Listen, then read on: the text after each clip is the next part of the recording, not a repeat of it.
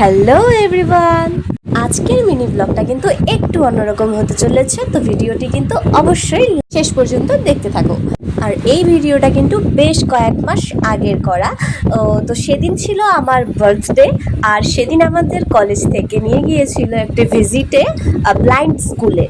সেখানে আমাদের এই কারণেই নিয়ে যাওয়া হয়েছিল যাতে আমরা জানতে পারি যে ব্লাইন্ড শিশুদের শিক্ষার মাধ্যম কীরকম হয়। এখানে ম্যাথ করে দেখানো হলো ফার্স্টে, তারপরে কিভাবে টাইপিং করে এই মেশিনটার সাহায্যে খুব সহজেই খুব দ্রুত টাইপিং করা যায়, এতে স্টুডেন্টদের সময় অনেকটা বেঁচে যায়।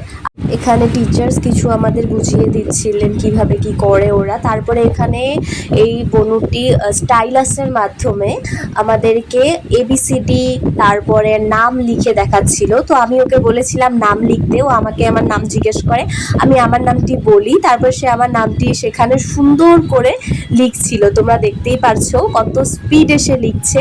এখন লিখে কিন্তু সে দেখাচ্ছেও, এই যে দেখো আমি জুম করে দেখাচ্ছি, ও কত সুন্দর করে আমার নামটি লিখে দিয়েছে। এখানে কিন্তু ও লিখেছে নাজমা খাতুন। তো আমরা তো বুঝতেই পারছিলাম না ওদের ওয়ার্ডগুলো, ওরা এভাবেই করে।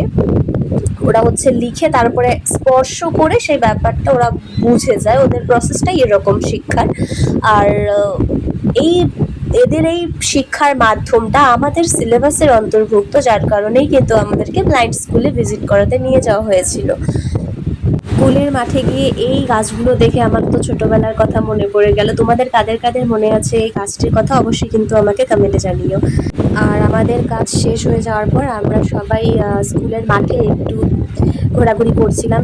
তো তারপরে দেখো যে আমার ফ্রেন্ডরা আমার কানেরটা খুঁজিয়ে দিয়েছিল এই ফলটা। তো তারপরে আমরা ওই স্কুলের মাঠে প্রচুর খেলার জিনিস ছিল, সেগুলোতে আমরা একটু এনজয় করছিলাম। তারপর কয়েকটা ফটো তুলে আমরা বাড়ির পথে রওনা দিয়েছিলাম। কিছু দূর এগিয়ে তারপর আমরা টোটো ধরেছিলাম। তো আজকের ভিডিওটি এতটুকুই, টাটা।